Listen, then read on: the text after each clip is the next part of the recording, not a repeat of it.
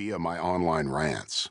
My friend, and now literary agent, Renda Laurel, was the first one who noticed my online stories about folks I've worked with, takes on political, social, and cultural issues, and of course baseball and God knows what else, and said, JD, you need to write a book. Throughout my life, I've written plays, short stories, film scripts, the online rants, and most important, songs, day in, day out, so it wasn't completely out of the question. Writing is blue-collar work, and I get up pretty much every morning and put my tool belt on and just do it. Just write. Tip for all you grinding hustlers out there, don't dumb your voice down on social media, or to use that godforsaken word, content. Don't neuter your voice. If it's real, being good is something else. Those quote-unquote friends you'll lose, you'll make up for tenfold with new friends, and hey, you may even get offered a book deal. I didn't co-write this book with the help of another writer, although I'm sure there will be some writers who think I should have. By the way, writers are very similar to guitar players and actors. They all have that voice in the back of their head saying, I wouldn't have done it that way.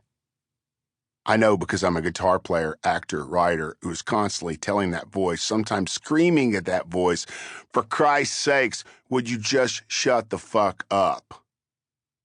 After 30-plus years of making my mortgage and monthly nut and saving enough at my local credit union in Austin, Texas as a traveling minstrel and chronicler of life as I see it, well, I've built up enough alligator skin to at least sleep well enough through the blessings of my let the chips fall where they may meditation mantra.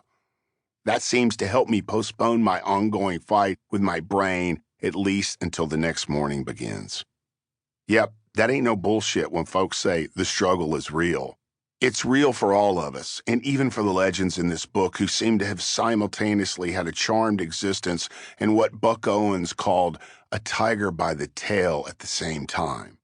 And because I've seen and admired how others have handled it all, this book is a lot more about fighting through my shitty internal monologue and trying to make lemonade out of lemons than it is a tell-all book about famous people.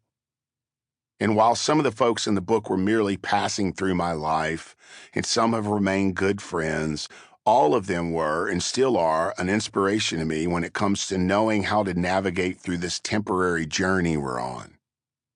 And my journey is far from over. I'm still currently involved in making musical and artistic memories with all walks of creative life. Besides my beautiful family, my wife, Emily, and only child, Sam, working on various projects is still what gets me out of bed in the mornings. Every day I try to better myself, show up on time, and do what I can to stay in the light and do honest work. It ain't easy. A big part of why I'm writing this is because I hope some of you who read it will say what I've been saying damn near my whole life. Well, if he or she can do it, hell, I can probably do it too. And you can. But it takes a veritable shit ton of work. That's a technical Beaumonster measurement, meaning more than 10,000 hours.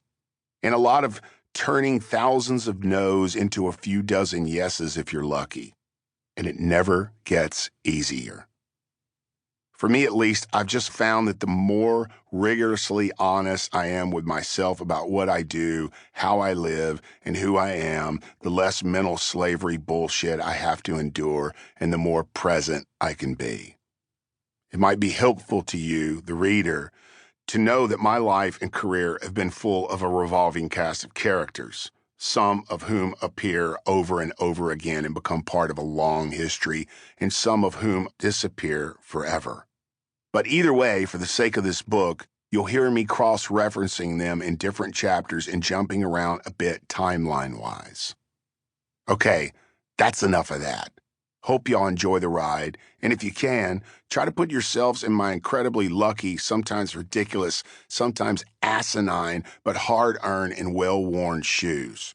It ain't that bad of a path to walk, and hopefully there's just enough redemption in each single journey to help you get to the next one. Onward, JD. Situations growing up in Beaumont, Texas in the 70s.